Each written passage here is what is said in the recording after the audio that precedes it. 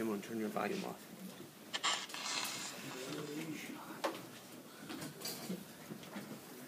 האיש אשר לא רצה שועים ובדרך הטועים לא יעמוד ובשריצים לא ישור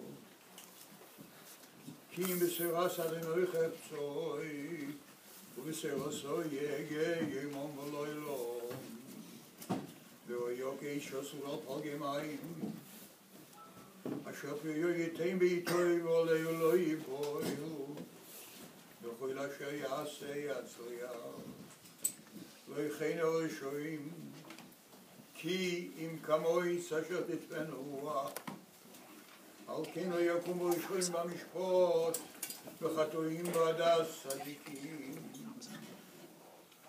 כי יודע אדוני דרך צדיקים ודרך רשעים תוירי.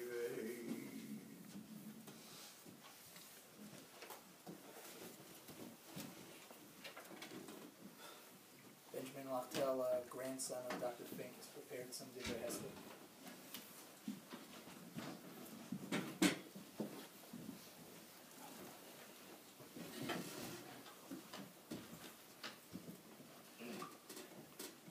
As a grandchild, and I guess as a human being, Dad, giving a spadum is not something that you ever want to do. I've been lucky enough personally to up until today never have to do it. And now that the day has come, it hasn't gotten any easier. I'm so grateful though to have had a grandfather. There's so much to get up and speak about. He served as a role model to me in every aspect of life. And in his sickness and his eventual passing, even more so towards life. Instead of only sorrow and sadness, from the time he was diagnosed around a year ago until today,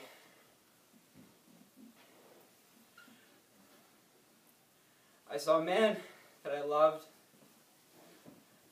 show me how much he loved life and how valuable life is.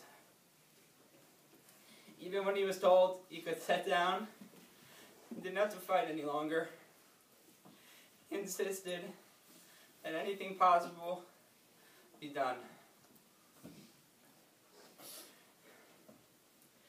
He did this without showing any hardship or sorrow or taking it out on the people who came to visit him. He showed love and compassion even if it was so difficult for him.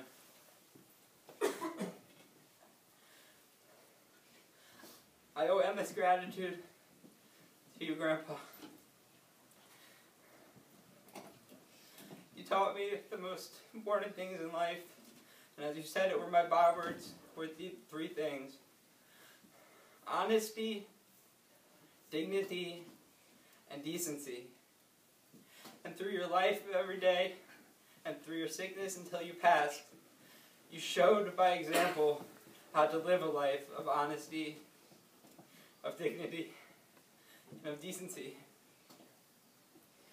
It is no doubt in my mind that you passed during the week of this upcoming Parshat Truma. It speaks about donating.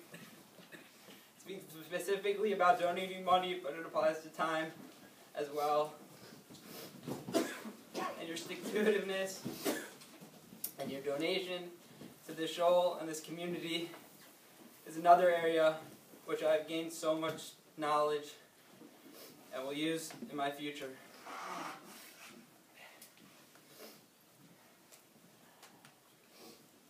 I love you so much.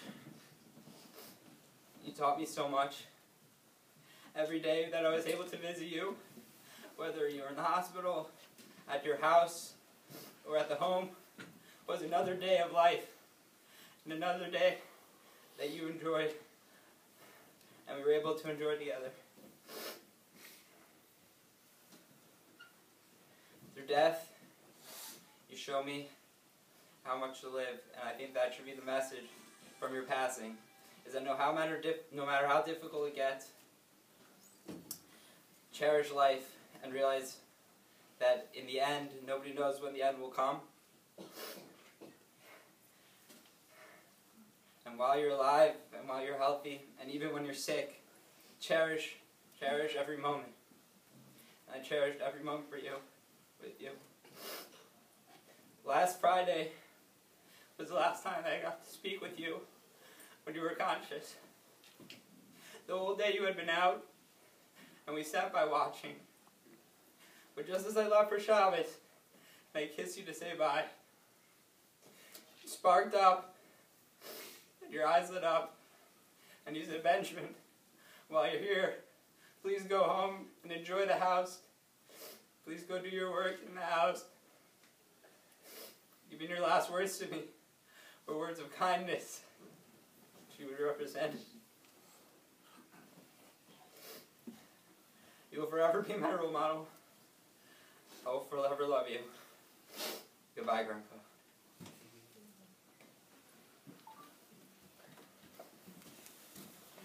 I'll ask Bart Aaron Krantz to come lead us in a narrative together.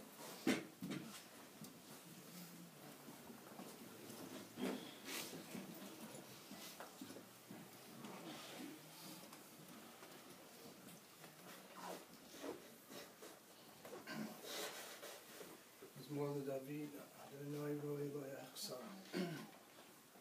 Inos Desha Yarbitseni, Hamid Luchasina Lady. Afshi Shogi Ganchini, Banak Tzedek, and Shmo. Gab Kielach begets on Moves. Lo Yeraraki, Atoy, Adi. Shift the Hope, Santecha, Himainach. Narok to Fai Shocha, Negetzoya, Shanta, Bashan Rosh, Kupsi, Bay.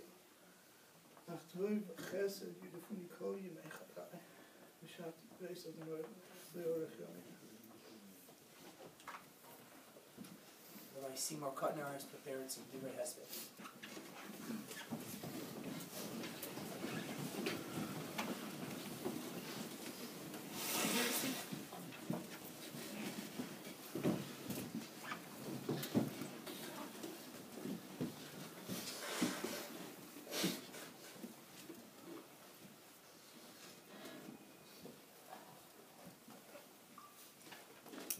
It has come time for all of us to part with a friend whom we love, a friend who loved us.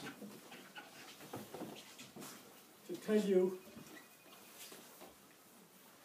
what Bob Fink meant to this community, what he meant to his family, was succinctly displayed by his grandson, God bless him. But if we look at a person's life and find out what does he take with him, what does he carry with him that stays with him before he comes before the throne of judgment, I would say that the importance in his life would be the things that he did with Torah, mitzvahs, and Masim Tovim. I can tell you many things about Bob that illustrate every phase of what I told you.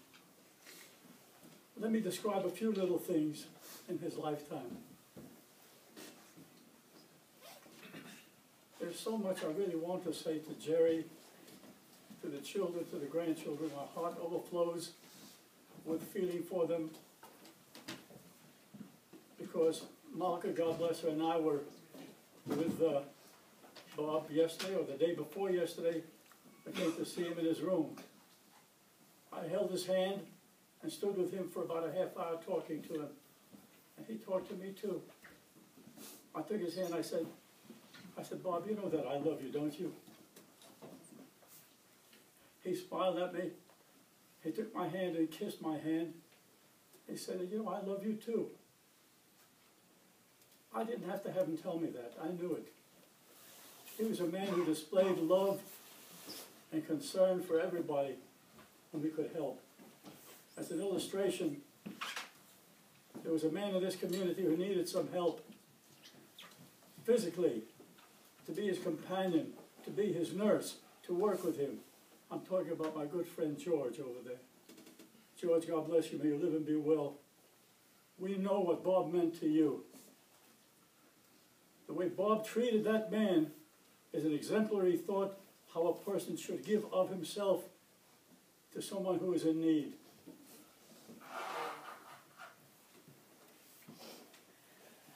Bob loved Torah. He came from a limited background of learning, very limited. And then it prospered and flowered. Not only this shul, which stands right here, which is primarily through the good graces of Bob and Jerry. Not only this, but they have given support for Torah on all the levels that we can find. Bob would sit with me and learn, would call me, ask me, can I get together with you? Can we learn together? And we would sit. We met frequently at my son's house across the street here. And he would come and we'd learn the parsha together, and he would express Divrei Torah on his own. He had an insight and a feel for Torah, for Yiddishkeit, for mitzvahs, and Maaseh Tovim. His luggage is packed full. He carries a big bag of mitzvahs with him. And that is beautiful, because when he comes there, they ask what he did such and such in life. He has the opportunity to open up the bag and show him, these are the things that I did. These are the things that he would never say it over here, but he will say it over there. Over there it is known what Bob meant to this community, what he meant to his family, what he meant to me personally.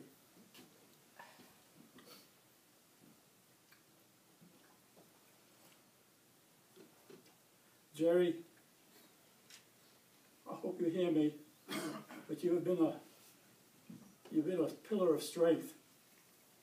You have been with your husband constantly, seen him through all of these phases of a dismal disease,